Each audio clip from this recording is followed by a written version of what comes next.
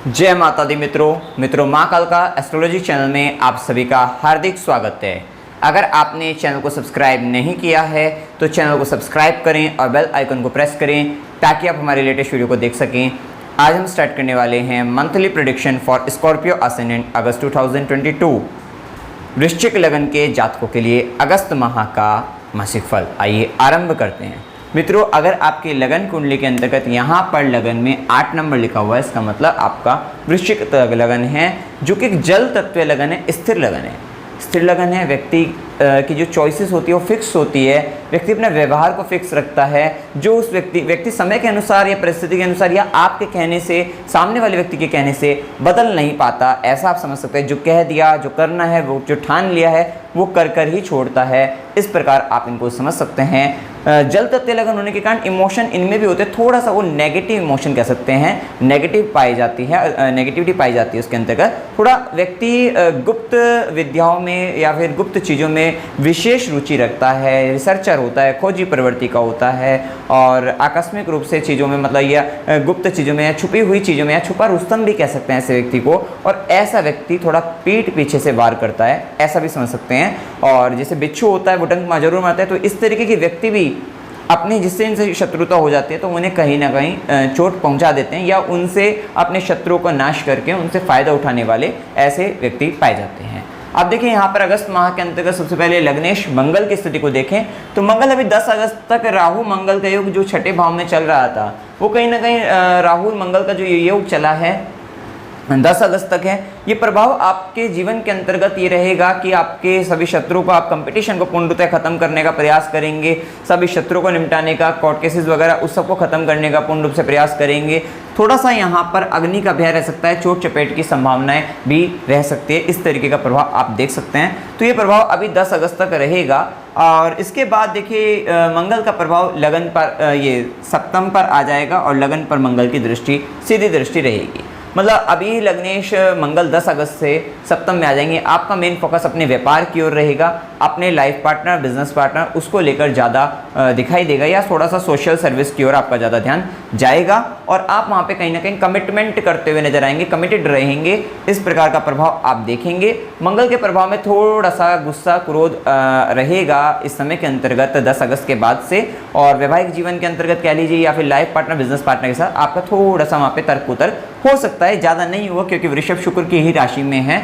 और साथ ही sexual desires काफ़ी अधिक रहेगी और रिलेशनशिप के अंतर्गत भी यहाँ पे सेक्सुअल डिज़ायर्स काफ़ी अधिक दिखाई देती हैं। लग्नेश का सप्तम में, वो भी शुक्र की राशि के अंतर्गत ये प्रभाव। साथ ही शुक्र का भी 7 अगस्त तक प्रभाव यहाँ पर छठे में, अष्टम भाव में है और उसका शुक्र कर्क राशि में नवम भाव के अंतर्गत गोचर करेंगे। साथ ही देखिए मंगल की चौथी दृष्टि दशम पर रहेगी तो आपकी, और एक बात और है, क्योंकि लगन पर सीधी दृष्टि भी रहेगी तो थोड़ा सा वो चिंता देगी, लेकिन आपके लगन की वृद्धि करने वाली रहेगी, आपको शारीरिक रूप से मजबूती, ऊर्जावान बनाएगी। थोड़ा सा गुस्सा जल्दी आ सकता है उस समय के अंतर्गत, जल्दबाजी में कोई निर्णय ले सकते हैं, ये प्रभावी। थोड़ा बदले की भावना भी आपको इस समय के अंतर्गत रहेगी, लेकिन आप कहीं ना कहीं पराक्रमी रहेंगे, पराक्रम करते हुए दिखाई देंगे। साथ ही मंगल की चौथी दृष्टि के परिणाम स्वरूप आप अपने कार्य क्षेत्र में सुख प्राप्ति के लिए प्रयत्नशील रहेंगे। अपने कार्य क्षेत्र के अंदर सुख की वृद्धि करने के लिए आप कार्य करते हुए नजर आ रहे हैं और वहां पर आप काफ़ी ऊर्जावान भी रहेंगे और अपनी ऊर्जा से आप कार्य क्षेत्र में ज़्यादा से ज़्यादा कार्य करके अपने आप को आगे बढ़ाने का प्रयास करेंगे।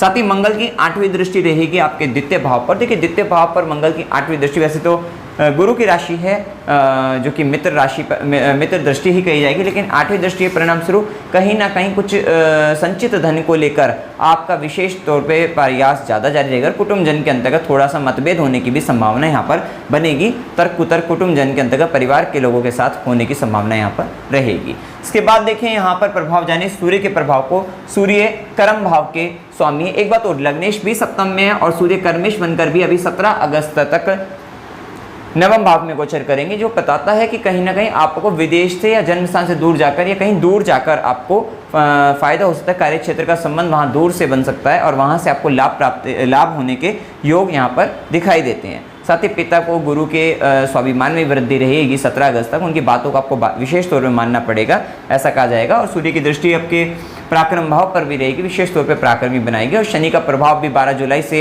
मकर राशि में तृतीय भाव में आ चुका है, जिसके कारण मेहनत अधिक बढ़ती हुई नजर आ रही है, विशेष तौर पे ये प्रभाव दिखाई देगा। इसके बाद कर्म भाव का स्वामी कर्म भाव के अंतर्गत सरकारी क्षेत्रों से भी तो लाभ आपको दिखाई देगा। सूर्य दशम में दिग्बली हो जाएंगे। 17 अगस्त के बाद एक अच्छी स्थिति कार्य क्षेत्र में देखने को मिलेगी। एक बात तो तय है, इस माह के अंतर्गत आपको खास तौर पे 17 अगस्त के बाद से, क्योंकि यहाँ पर गुरु भी वक्री, गुरु का भी प्रभाव, शनि का भी प्रभाव आय भाव पर है, और 21 अगस्त से आयेश बुध भी आय भाव में गोचर करेंगे। एक बात तो तय है, आपकी इनकम में, आपकी आय में वृद्धि होती हुई आपको देखने को मिलेगी। मतलब एक अच्छी स्थिति है, इनकम आपकी बढ़ने वाली है, आपका प्रमोशन हो सकता है, जो जॉब में है वो प्रमोशन हो सकता है, और जो व्यापार करते हैं उनके व्यापारिक तौर पर काफ़ी अच्छी ग्रोथ देखने को भी मिलेगी। साथ ही पद प्रतिष्ठा भी बढ़ेगी, क्योंकि आपका लग्नेश का प्रभाव भी जब सप्तम पर रहता है, वो प्रभाव भी ये भी प्रभाव, साथ ही दशम में भी सूर्य का प्रभाव आ जाएगा। तो कहीं ना कहीं आपके मान सम्मान, पद प्रतिष्ठा, आपके कार्य क्षेत्र में अथॉरिटी, आपकी पावर, आपकी शक्ति वहां पर बढ़ती हुई नजर आएगी, और कुछ रिस्पॉन्सिबिलिटी एक्स्ट्रा भी आपको मिलेगी, ऐसा भी आप जान सकते हैं। साथ ही सूर्य की दृष्टि के परिणाम स्वरूप चतुर्थ भाव पर दृष्टि रहेगी, इसके कारण थोड़ा सा माता की हड्डियों में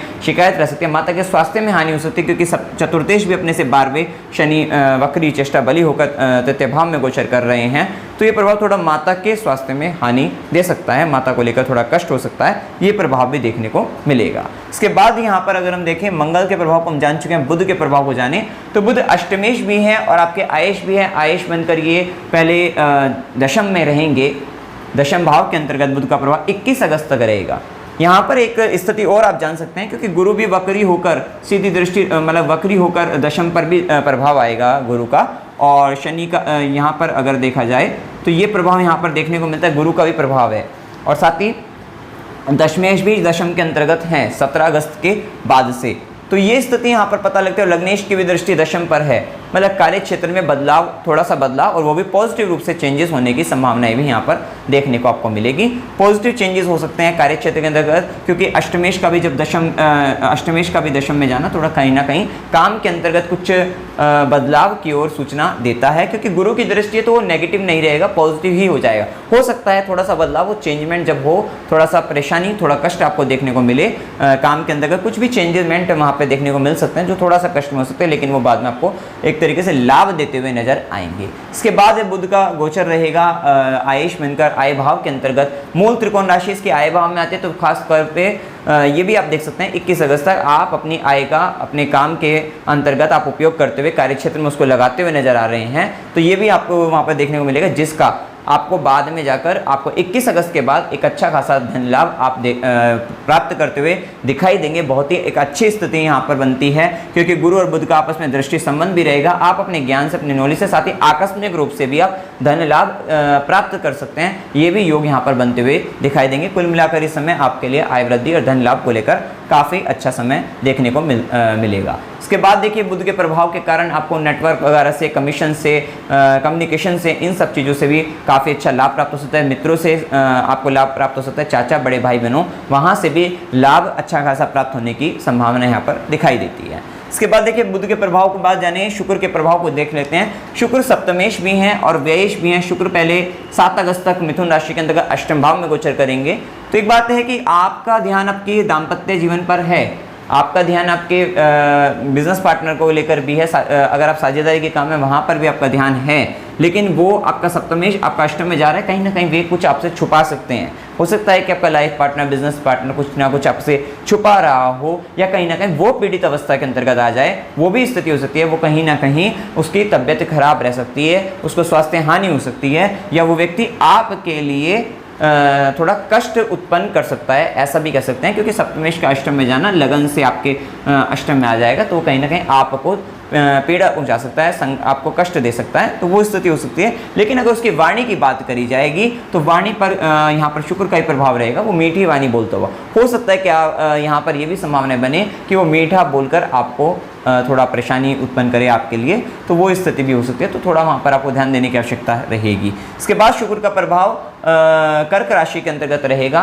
नवम भाव में रहेगा। ये सप्तमेश की अच्छी स्थिति है, सप्तमेश का नवम में जाना, ये भाग्य, व्यापार में भाग्य का साथ मिलना, और साथ ही व्ययेश बनकर भी है, तो बाहर से, विदेश से या जन्म स्थान से दूर से जाकर वहाँ से कहीं लॉन्ग ट्रैवल से के द्वारा वहाँ पर आपको फ़ायदा और लाभ आपको मिलने की संभावना रहेगी। साथ ही धार्मिक क्रियाकलापों के अंतर्गत आप अपने थोड़े मन मनमानी तरीके से कह सकते हैं आप कार्य करते हुए नजर आएंगे और कहीं ना कहीं अपने आनंद के लिए आप धर्म कर्म के कार्य इत्यादि करते हुए नजर आएंगे वहाँ से, और पिता से आपको सुख प्राप्त होगा, आपको लग्जरी प्राप्त हो सकती है, फायदा प्राप्त हो सकता है, ये भी स्थिति कह सकते हैं। और साथ ही शुक्र की दृष्टि का दृष्टि पराक्रम भाव पर भी रहेगी। कम्युनिकेशन से रिलेटेड चीज़ों में वहाँ पर आप कुछ क्रिएटिव करते हुए नजर आ सकते हैं, वो प्रभाव देखने को मिलेगा। कुल मिलाकर ये प्रभाव अच्छा है। साथ ही देखिए शनि और गुरु के प्रभाव के कारण अगर हम गुरु को देखें, गुरु पंचमेश है, पंचम भाव के अंतर्गत गोचर कर रहे हैं। साथ ही आप देखिए शनि की भी दृष्टि यहाँ पर रहेगी आपके पंचम भाव पर। संतान, जो निसंतान है, संतान प्राप्ति करना चाहते हैं, लंबे समय से कोशिश कर रहे थे लेकिन प्रयास असफल रहे थे,